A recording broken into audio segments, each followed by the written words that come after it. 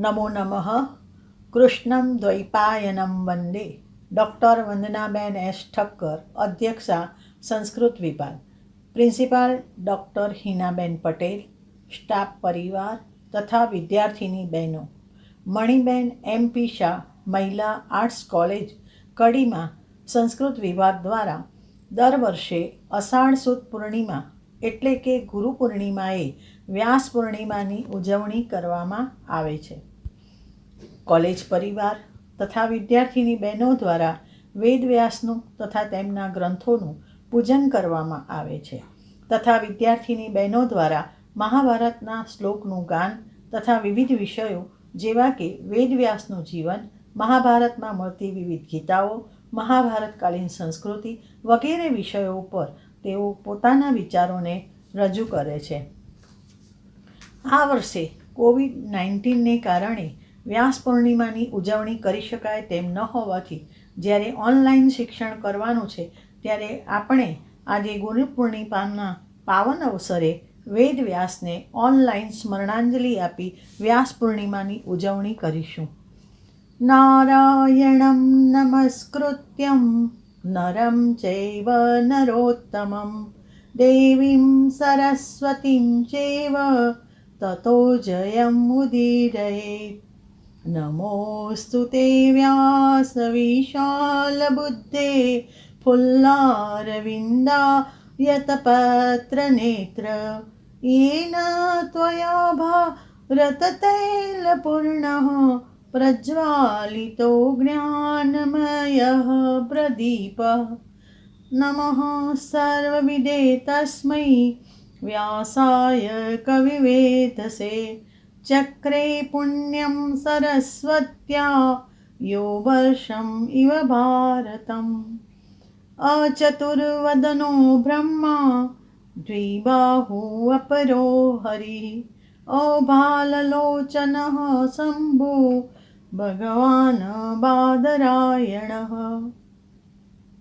અષાઢસ્ય પૂર્ણિમા ગુરુ પૂર્ણિમા તે વ્યાસ પૂર્ણિમા તરીકે ઓળખાય છે. વ્યાસનો જન્મ અષાઢ સુદ પૂનમને દિવસે થયેલો આથી અષાઢી પૂર્ણિમાને વ્યાસ પૂર્ણિમા કહેવાય છે. નારાયણના પુત્ર બ્રહ્મા, બ્રહ્માના પુત્ર વશિષ્ઠ, વશિષ્ઠના પુત્ર શક્તિ, શક્તિના પુત્ર પરાશર અને પરાશરના પુત્ર તે આપણા વ્યાસ. વ્યાસની વંશાવળી જોઈએ તો ધૃતરાષ્ટ્ર, પાંડુ અને વિદુર આ ત્રણ. ધૃતરાષ્ટ્ર અંબિકાનો પુત્ર, તેમને દુર્યોધન અને બીજા 99 પુત્રો તથા પુત્રી દુસલ્લાનો જન્મ થયેલો. વૈશ્ય મહિલા સાથેના સંબંધથી યુયુત્સુ સૌથી નાનો પુત્ર તેમનો હતો. પાંડુને અંબાલિકાનો પુત્ર કુંતા સાથે લગ્ન કર્યા અને માંદ્રી સાથે લગ્ન કર્યા. કુંતા સાથે લગ્ન કરવાથી યુધિષ્ઠિર, ભીમ અને અર્જુન, જ્યારે માંદ્રી સાથે લગ્ન કરતા નકુલ તથા સહદેવ બંને જોડિયા પુત્રોનો જન્મ થયેલો. વિદુર દાસી દ્વારા જન્મેલ. ભારતીય સંસ્કૃતિના ઉદ્ગાતા મહર્ષિ વ્યાસ વેદવ્યાસ તરીકે વિખ્યાત છે. વ્યાસે એક વેદમાંથી 4 વેદ કર્યા છે, અર્થાત મૂળ જે પ્રચલિત મંત્રો હતા તે સૌનું સંહતીકરણ કર્યું એટલે કે વિભાગીકરણ કર્યું. વેદાન વ્યસ્યતે ઇતિ વ્યાસઃ. વેદોને વ્યવસ્થિત રીતે વિભાજિત કરવાને કારણે વેદવ્યાસ કહેવાયા. તેમણે મહર્ષિ પેલને ઋગ્વેદ, મહર્ષિ જૈમિનીને સામવેદ, મહર્ષિ વૈશંપાયનને યજુર્વેદ, મહર્ષિ સુમંતુને અથર્વવેદનું જ્ઞાન આપ્યું. મૈત્રાવરુણી જે વશિષ્ઠ ઋષિ તેના શક્તિ નામના પુત્રના પૌત્ર અને પરાશર ઋષિના પુત્ર હોવાથી વ્યાસને પારાશર્ય પણ કહે છે. તેમની માતાનું નામ સત્યવતી અથવા કાલી. કાલીના પુત્ર હોવાથી કૃષ્ણ કહેવાયા અથવા શ્યામ વર્ણના હોવાથી કૃષ્ણ કહેવાયા. તેમનો જન્મ યમુના દ્વીપમાં થયો હતો એટલે દ્વૈપાયન કહેવાયા. તેથી જ તે કૃષ્ણ દ્વૈપાયન વ્યાસ તરીકે પરંપરામાં ઓળખાય છે. વ્યાસે વિશેષમાં બ્રહ્મસૂત્ર, 18 પુરાણ અને મહાભારત આદિ ગ્રંથોના રચયિતા તરીકે પ્રસિદ્ધિ પ્રાપ્ત કરેલી છે. કઠોર તપશ્ચર્યા કરીને વ્યાસે દૂરદર્શન, દૂરશ્રવણ વગેરે અનેકાનેક સિદ્ધિઓ મેળવી.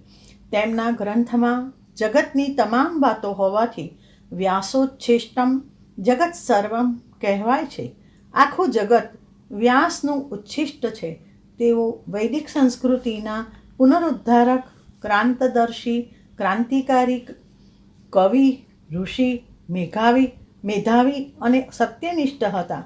શ્રીમદ્ ભગવદ્ ગીતા જેવો ગ્રંથરત્ન પણ આપણને તેમની પાસેથી મળ્યો, જેમાં શ્રી કૃષ્ણનો અમર સંદેશ છે. આથી યુધિષ્ઠિરે વેદવ્યાસને ભગવાનની ઉપાધિથી નવાજ્યા છે. અચતુર્વદનો બ્રહ્મા દ્વિબાહુ અપરો હરિ અભાલલોચના શંભુ ભગવાન બાદરાયણ. તેના કર્તાને 4 મુખ ન હોવા છતાં, બ્રહ્મા 2 જ હાથ હોવા છતાં બીજા શંકર ભગવાન કહેવામાં આવ્યા હતા. કૌરવો પાંડવોના પિતા છે. માતા સત્યવતીને વ્યાસ જેવા પુત્ર માટે ગૌરવ અને શ્રદ્ધા છે. આપત્તિના સમયમાં તેઓ વ્યાસનું જ સ્મરણ કરે છે. ભગવાન વેદવ્યાસ વાલ્મીકી રામાયણના વાલ્મીકી ઋષિની જેમ મહાભારતમાં એક પાત્ર તરીકે આવે છે. મહાભારતની ઘટનાઓના તેઓ સંબંધી છે, સાક્ષી છે. કથાના પ્રારંભથી જ વ્યાસજી વિવિધ પ્રસંગોમાં ભાગીદાર બને છે. જન્મતાની સાથે તેમણે માતા સત્યવતીને વચન આપેલું છે કે તેઓ જ્યારે સ્મરણ કરશે ત્યારે તેઓ હાજર થશે. સત્યવતીના કહેવાથી જ ચિત્રાંગદ વિચિત્રવીર્ય નિસંતાન અવસાન પામતા ધૃતરાષ્ટ્ર, પાંડુ અને વિદુરને વંશ ચાલુ રાખવા નિયોગથી મેળવ્યા.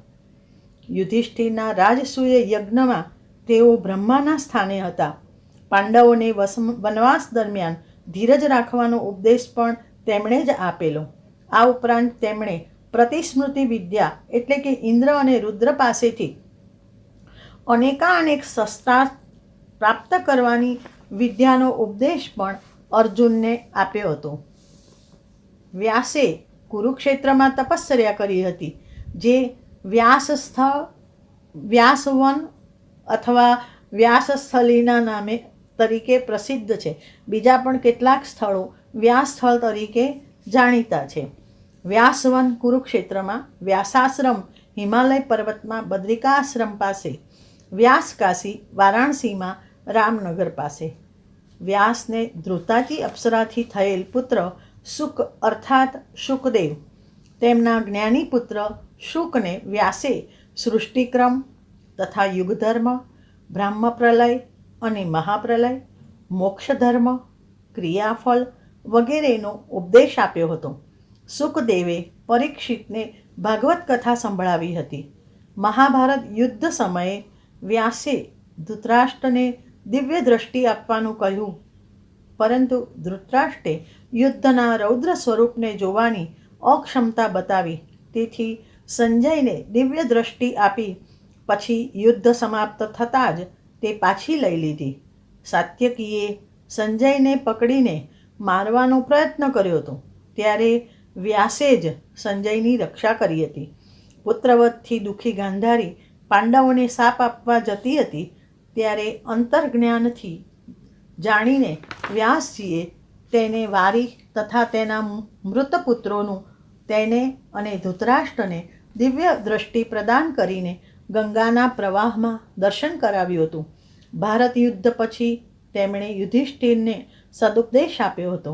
યુદ્ધ પછી મનની શાંતિ માટે વ્યાસજીના કહેવાથી યુધિષ્ઠિરે અશ્વમેધ યજ્ઞનો આરંભ કર્યો હતો.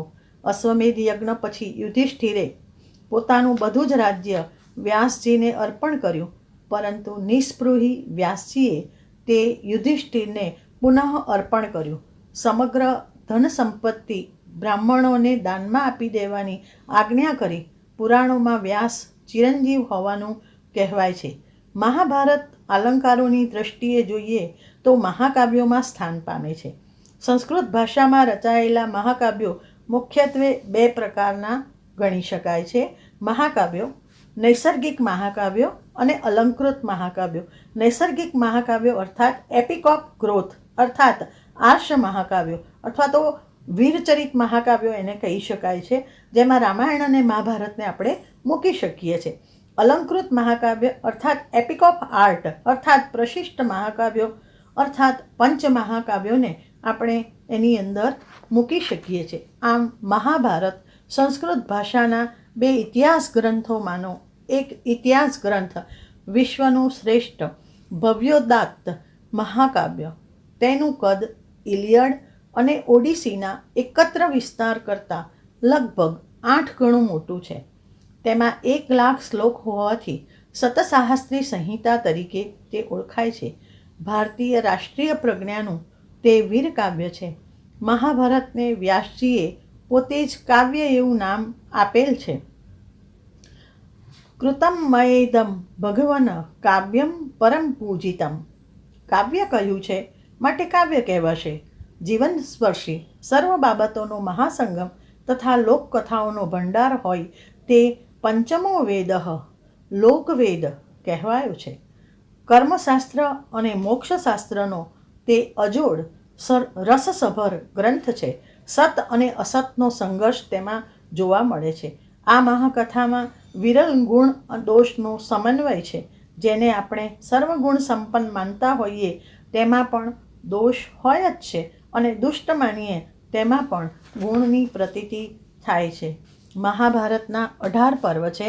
આદિ પર્વ, સભા પર્વ, વન પર્વ, વિરાટ પર્વ, ઉદ્યોગ પર્વ, ભીષ્મ પર્વ, દ્રોણ પર્વ, કર્ણ પર્વ, શલ્ય પર્વ, સૌપ્તિક પર્વ, શ્રી પર્વ, શાંતિ પર્વ, અનુશાસન પર્વ, આશ્વમેઘિક પર્વ, આશ્રમ પર્વ, મૌસલ પર્વ, મહાપ્રસ્થાનિક પર્વ, સ્વર્ગારોહણ પર્વ અને પરિશિષ્ટ હરિવંશ પર્વ. મહાભારતના 18 પર્વમાં કથા વર્ણવવામાં આવી છે.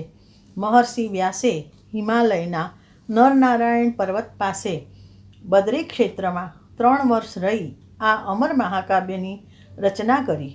મહાભારતના કથાનકમાં 14 પ્રસંગોમાં વ્યાસજી પાત્ર તરીકે આવે છે. આથી આ મહાકાવ્ય માત્ર કલ્પના નહીં પરંતુ ઐતિહાસિક કથા છે.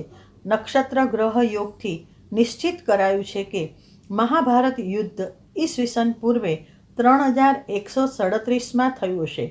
તેમાં દ્વાપરકલીના સંધિકાલના સમયના સમાજનું ચિત્રણ આપણને જોવા મળે છે. સર્વ સ્તરના લોકોનું જીવન આવરી લેવામાં આવ્યું હોવાથી ભારતીય સંસ્કૃતિનો સર્વસંગ્રહ બની ગયો છે. યદ ઇહાસ્તિ તદ અન્યત્ર ન અન્યત યદ ઇહાસ્તિ તદ અન્યત્ર યન્ન ઇહાસ્તિ ન કુત્રચિત. જે અહીં છે તે બીજે છે અને જે અહીં નથી તે બીજે નથી.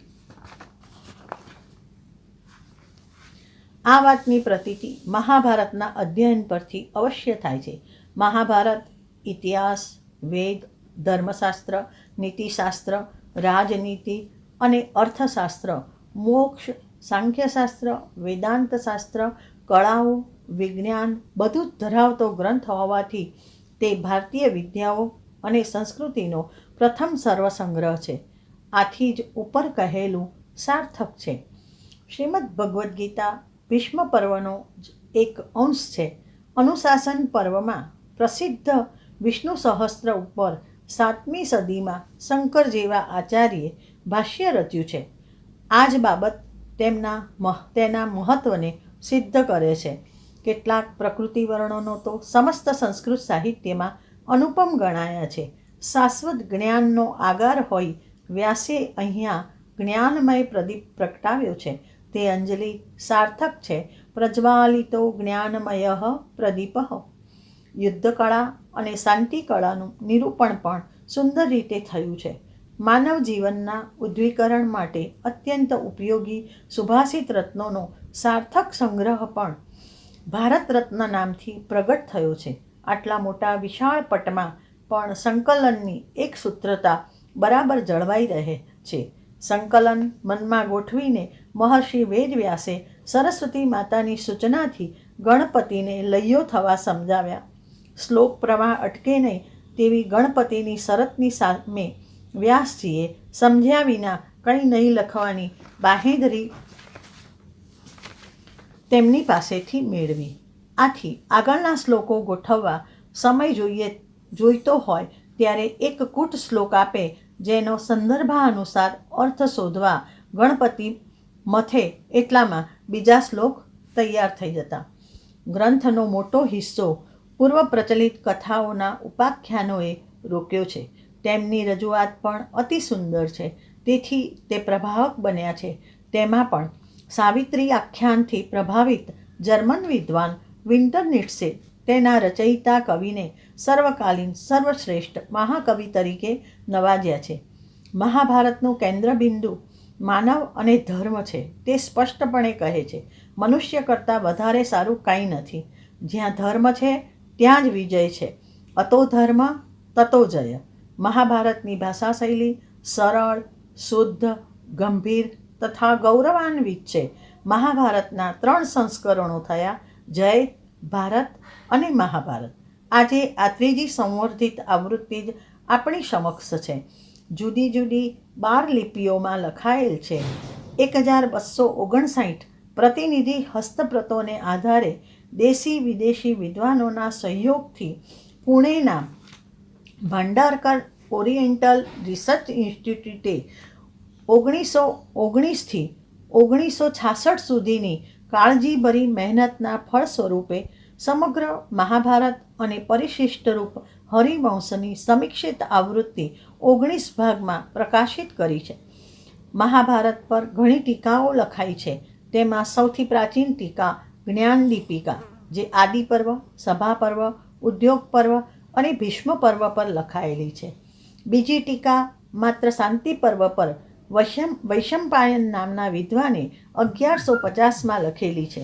જ્યારે વિષમ શ્લોકી અથવા દુર્ઘટાર્થ પ્રકાશિની નામની ટીકા સંપૂર્ણ મહાભારત પર વિમલ બોધ નામના વિદ્વાને 1050માં લખેલી છે. 13મી સદીમાં ચતુર્ભુજ મિશ્રે ભારતોપાય પ્રકાશ નામની ટીકા લખી છે, જે અપ્રકાશિત છે. 14મી સદીમાં આનંદપૂર્ણ નામના લેખક આદિ પર્વ, સભા પર્વ, ભીષ્મ પર્વ, શાંતિ પર્વ અને અનુશાસન પર્વ પર પણ સંસ્કૃતમાં ટીકા લખી છે, જે હસ્તપ્રતમાં છે. પરંતુ સંપૂર્ણ મહાભારત પર નીલકંઠ ચતુર્ધરે લખેલી ભારત ભાવદીપ નામની ટીકા પૂરેપૂરી ચિત્રશાળા પ્રેસ પુણે દ્વારા પ્રકાશિત થયેલી છે.